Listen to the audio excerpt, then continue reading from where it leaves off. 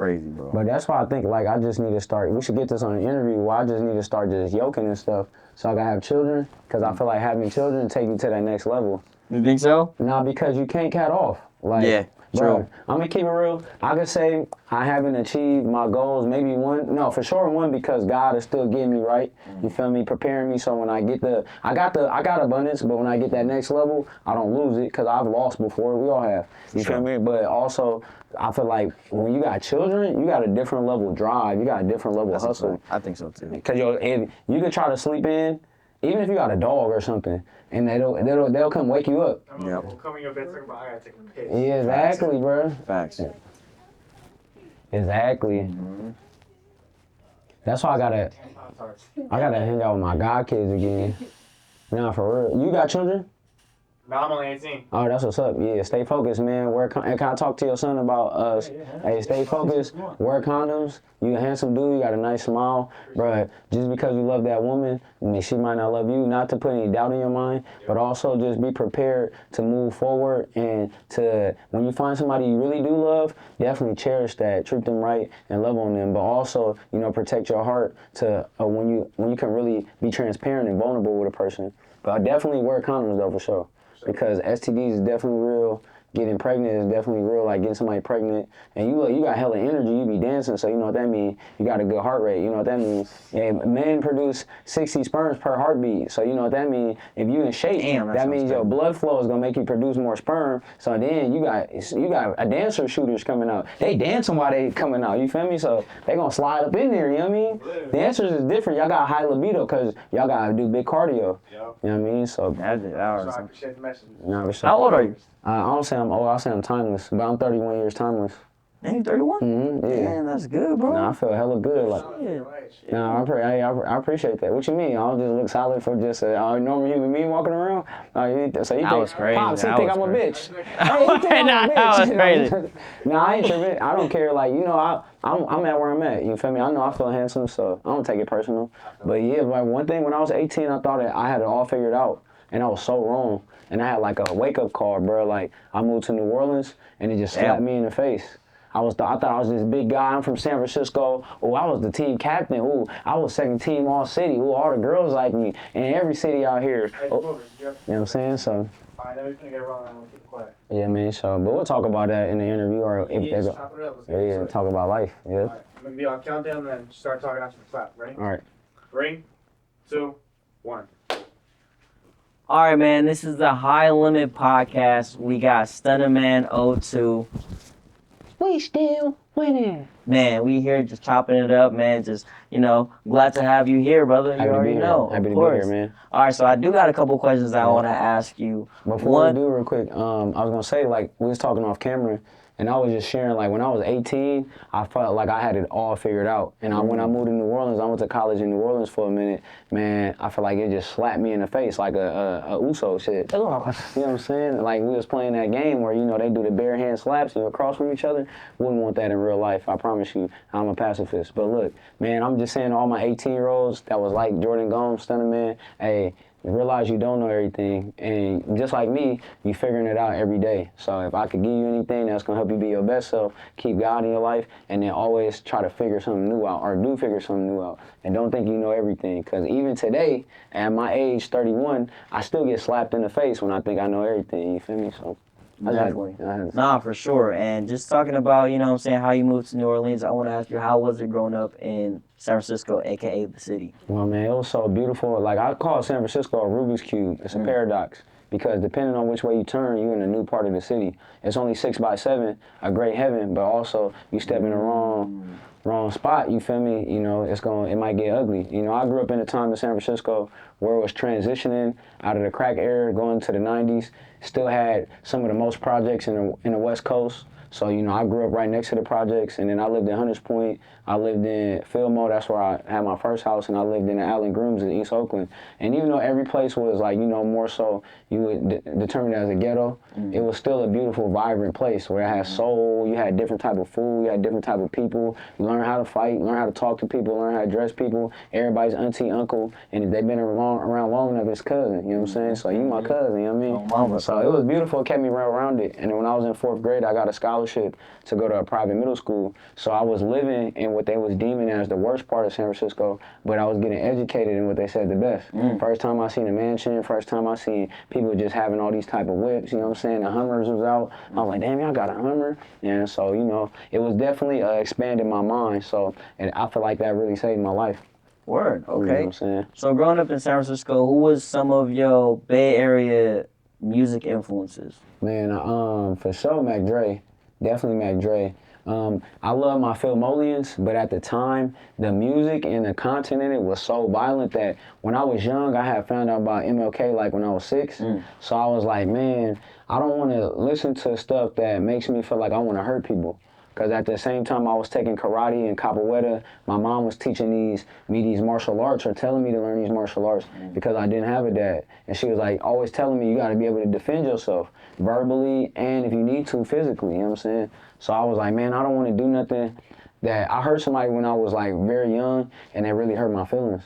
And I was like, dang, I don't want to do that. And I noticed sometimes, especially in our neighborhood, Filmo was like hyper aggressive. Like, we slap boxing, we outside. Filmo is more like you throwing hands, and the point is more like dipping. You know what I'm saying? So, you know, you could have, the greatest UFC fighter could have came to San Francisco, and still could. So I felt like I wanted to do stuff that was like more calming. So I used to listen to like a lot of Michael Jackson. I listened to a lot of Andre 3000 and Big Boy. My first like really rap song I liked was "And the Whole World Loves It When You're In" with Killer Mike. You gotta feel send me? me that. I got you, bro. And then it's crazy because full circle, the first time I went to, or second time I went to ATL, that was the last place I got a haircut in Killer Mike's barbershop. So shout out to him. That's crazy. Mac Dre was like the first. Mac Dre and I'll say Outkast was like the first rappers where I was like, wow, these guys are different, but they still represent blackness. You know what I'm saying? I feel like I didn't relate to the people where it's always like, if I see somebody that look like me, we always putting them down, or you know, just doing some stuff for no reason. You know what I mean? That was kind of, you know, evil. I definitely feel that. I think one of my first ever encounters with like Andre 3000 as a rapper was, I know I was just like on the couch one day and I was just watching like, I think it was probably BT or something like that, and I saw Andre 3000 with the silky thing, and then that whole like that road just felt like boom, boom, boom. Bruh, That hit me. That was different, bro. I don't know, for some reason it was just like, because the thing is, you watch all these like music videos and everybody just like iced out, super hub and just like gangster. You know what I'm saying? But Andre 3000 had that like, I come with the silk press and I'm just like different. You know what I'm saying? Even that song too, like how you said like, it was putting an image in our face that this is what a rapper should look like. And we was talking about that off camera, like, you got to be photo ready. Shout out to Russell, you feel me? But that song was so crucial because it was saying, even though your appearance can be A1, you still have a bravado or an arrogance that, damn, you're above what everybody else goes through. You know what I'm saying? I had that sometimes, you know what I'm saying? That's crazy. I mean, we all had that. We all definitely go through that. Yeah, like I feel like I shouldn't have to wear shirts in San Francisco.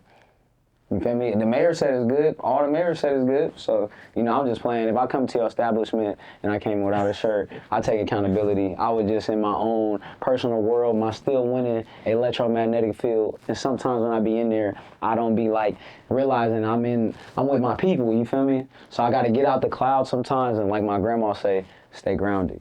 Man, okay. I do got another question for you. What made you want to rap?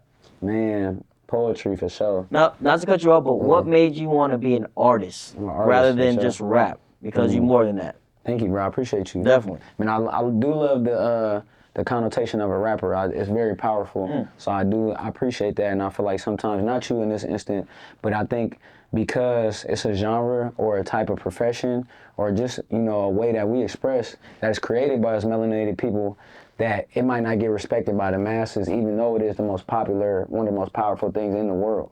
But for me, it was really, I believe, my mom will tell you a different story. She'll tell you it was a lake fest in the 90s, I think 94, 95, and they said it was dry. And my mom said I started dancing, and after that, everybody started dancing.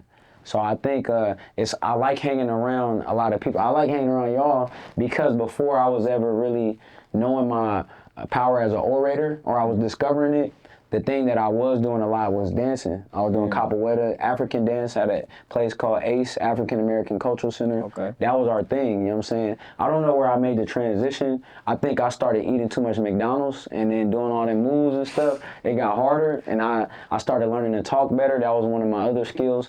But I feel like, you know, just being creative, definitely, like, it came from speaking and then just having the freedom to be like, oh, if I feel like doing a cartwheel right now, I'm gonna do it. You know what I'm saying? Or, you know, so I would say it's that. And the distinct moment where I knew being an artist for me was I was in 7th grade. These both things happened in the same year.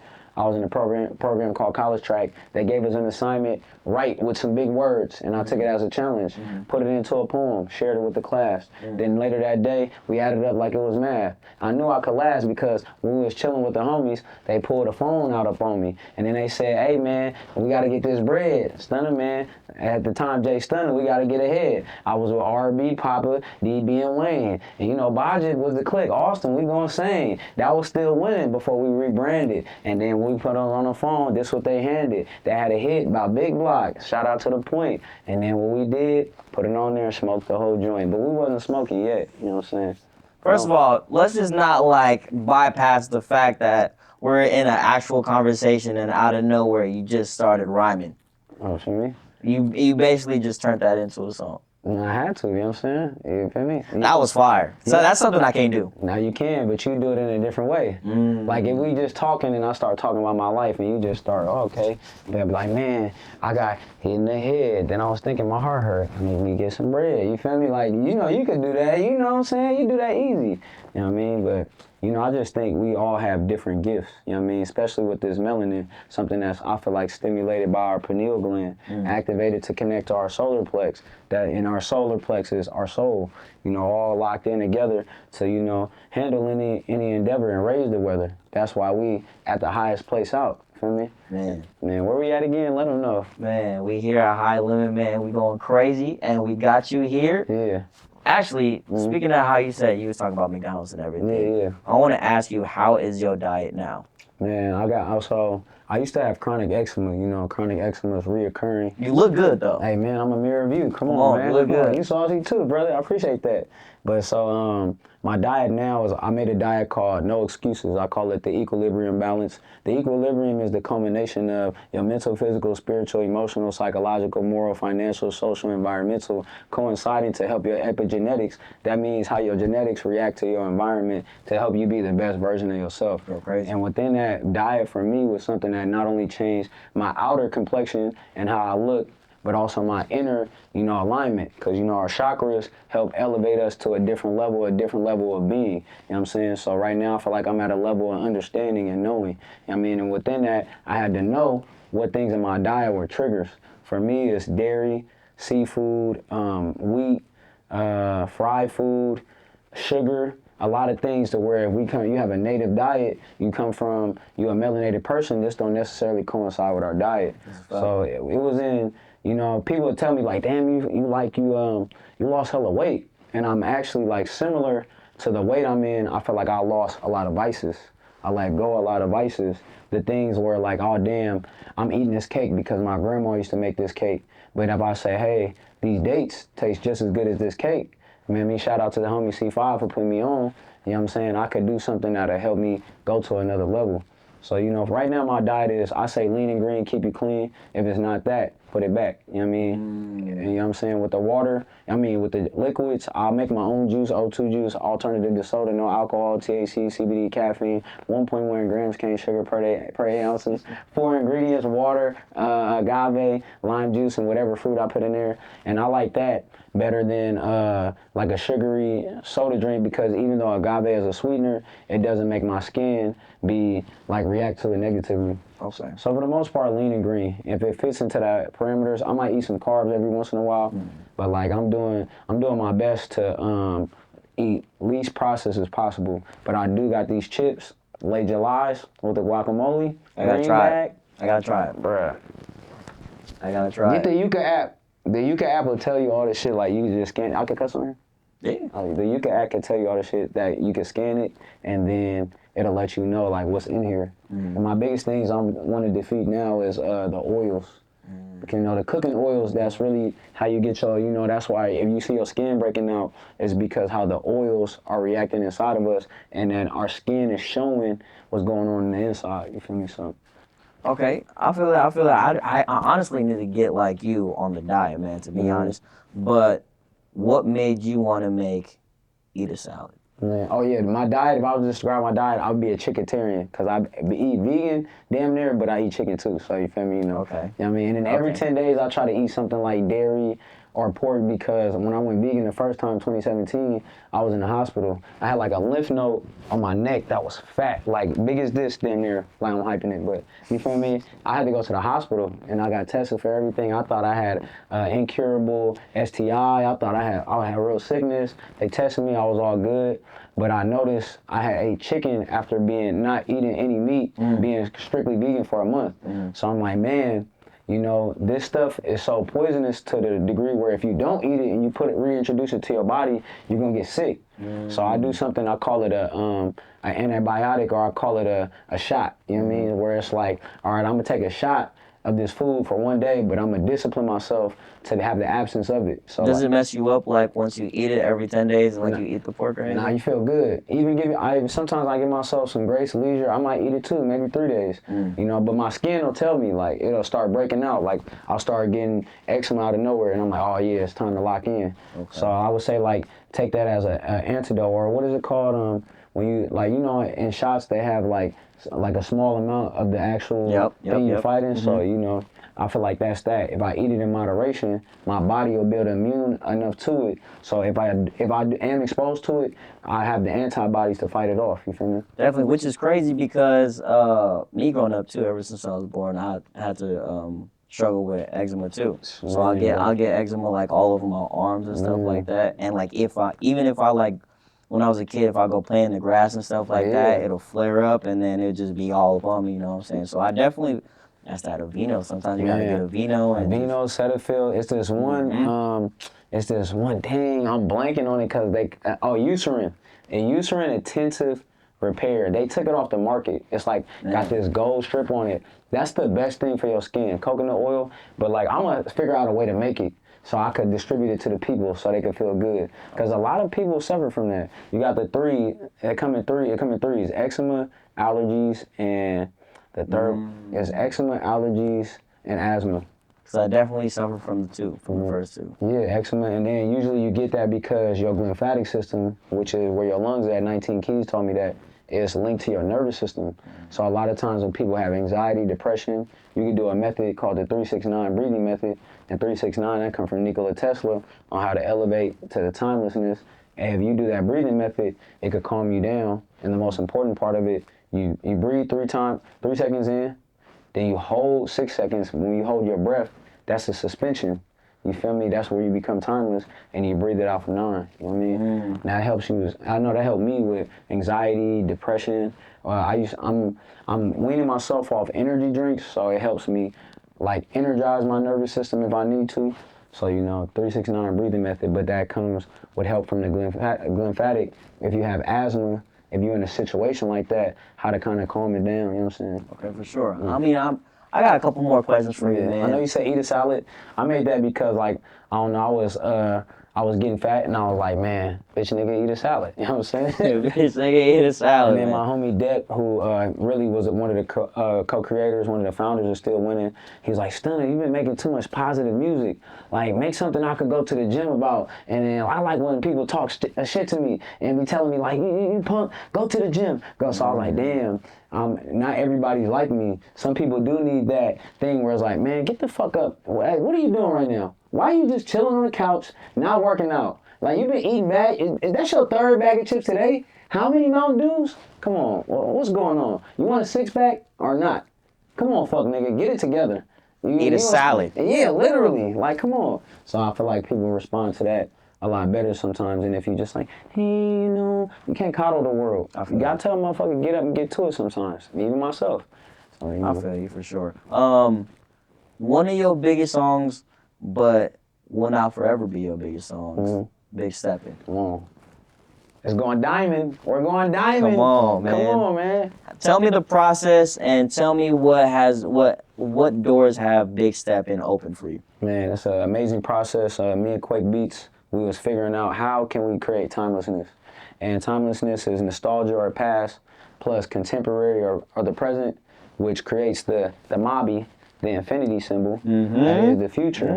That is the timelessness of how you make a timeless song, you feel me? That's why if you hear a song that got a sample on it, it translates very weird now because they got the nostalgia. So what we did was, over time, me and Quake worked together a lot, and we created a vocal chain that was unique to STUNNAMAN02, to my specific voice. Then, when it was time, we really locked in, made it intentional, and we listened to RBL Posse, a lot of Selsky production. Shout out to Selsky. That vibe of what San Francisco was, we wanted to capture that. You feel me? Because it's very unique. You know, San Francisco is a Rubik's Cube. So it's like we was able to listen to RBL's first 2 projects, and we was able to take that sound and update it with STUNNAMAN02's voice. So once we did that, it was like I remember the day we recorded, Quake kept telling me like, man, bro, I just need you to lock in and do a project. And things wasn't working out. Last Black Man had came out. We was figuring it out. Then for some reason, he wasn't talking to me about, for some time. And then that's not the timeline. But eventually we was like, hey, we locked in. And we did. It was amazing. So I was like, then I remember the session. I had came and I wrote 2 songs and we knocked them out. Like I was in my flow state. During that time, I was writing until I was exhausted. Like I couldn't write no more. So then when we went to go record, I was already prepared. I'm practicing. I'm damn near memorized. So we get in there, knock 2 songs, and I'm about to leave out of the room. So when I'm about to leave out of the room, I grab the knob, and then I hear the first, and bro, I swear to God, bro, hey God, feel me, you was there with me, G to G. Hey, look, man, the door, like, it disappeared, bro.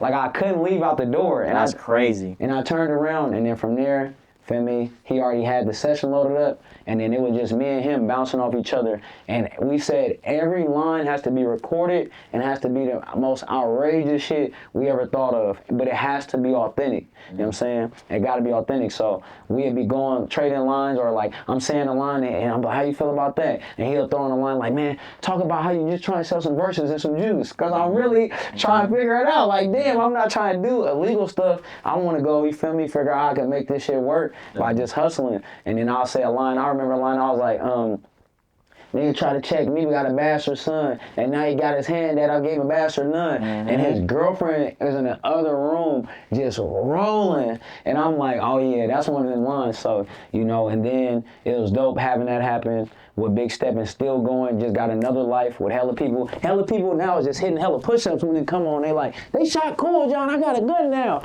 Hey man, that's what I do when I perform. But feeling that feeling again when I made Keep God in Your Life. And that's why I know like, the God is real. Man, we were stranded outside the studio, couldn't get in. Milk was trying to get it in on his phone. That's Mysterious Games, the producer. And I said, God, if you let us in, first thing I do, I'm going to praise your name. Went in there, and I knew exactly what to do. And we had the same feeling. So it was the same exact feeling, like, oh, it was dope. Crazy, man. And we're going to get you on a song. Man, when can I get on a song? You know I hop on a song with you, Right. son, man. You know what would be dope? If we do like a session. Really, we're going to start with one day, but if we all took a trip, like artists and dancers, and then with some people behind the camera, and then we all just went to like Tahoe and just locked out for a week. And then we just in there talking about our lives. Y'all share experiences with us. We able to articulate it and then give it to y'all. And then, you know how they was doing on Blind Spot and they was telling the story. Yep, definitely. Bro, we could do it. All right, well, you know what I'm saying? I got one more question. Okay. What's next? Man, to be honest, like I'm really living in the present. But in terms of planning, I'm working on being more organized because I have a lot in here and I want to be able to present it to the people close to me. And when it's time to present it, it's in the most fullest, maximized form. So in simple terms, what's next is it's going to be a whole bunch of more praising God. We're going to have a whole bunch of more movies. Go watch Freaky Tales right now on HBO. We just got locked in with a couple more things. You feel me? You know what I'm saying? You know what I'm saying? NDA's getting signed, going up. And then music. Of course, we're going to restore the collective equilibrium through holistic methods, through the vibrations of good sound healing, and that's going to be these STUNNAMAN02 slaps that you hear. We got a whole bunch of projects ready. Second quarter, by the time you watch this is a compilation of 33 songs that have been released within the past 2 years, but specifically for this year is out right now. Go slap that. And then you're going to have another project. I'm not going to say too much. I played a couple songs for Phil, but it's definitely going to get you in the right headspace to make a big hit, because that's all it's going to be. And other than that, just pushing myself as a person, doing my best to get rid of some of my vices. I was being very transparent with, as a man, dealing with lust. And not to say like I'm just some weirdo that be out here disrespecting women, but I'm a man at the end of the day. You know what I'm saying? You know what I mean? I definitely know what you mean. Exactly. Sure. So I feel like for me, being transparent to the young men and being a leader I don't want to say a leader, being a person who has been a person where like I'm trying to go talk to this young lady, but I have these scholarship opportunities waiting for me. I have these bigger, not bigger than the young ladies, but a big opportunity to help myself go further that would attract anything I might want. And, being able to tell people like, hey, I was the guy who was out here, wanting to be around all the women, and you can repurpose that energy to something that can help more women and give you deeper connections than just a one-night stand. You know what I'm saying? I'm not telling you not to have fun. You gotta enjoy life. You say you gotta have fun. They don't call me on 2 for a reason. You know what I'm saying? Hold on, I got a date with 2 after this. Hey, yo. But still, though, having that sexual discipline, because especially as melanated men, we're not taught that. We're taught, you're the most desired, and just give your energy out. Just go. Nobody, other than sex ed classes, nobody really told me like, hey, your energy is important too. How you exchange with a person is important too. When y'all come together, you create life. Definitely. But other than that, what's next is, that's it. And anything you want to do. You know what I'm saying? We're going to be traveling a lot. You're going to see us on private jets. You're going to see us on yachts. You're also going to see us in the hoods. The hoods in Haiti and Burkina Faso, Benin, anywhere that's struggling. We want to make sure we got abundance. We having it. You know what I'm saying? So we want to be able to give it. I mean, when you give, you get awarded. And, we just living out our purpose and living out our personal heaven. For sure, man. And you heard it here first, man. We got STUNNAMAN in the building. Dropping gems, dropping game and everything. This is another High Limit podcast. And we still high limit. You know what I'm saying? Come on, man. Yes, sir. Got him. Yep. Appreciate you, brother. You already know. Let me share my story. That shit right there.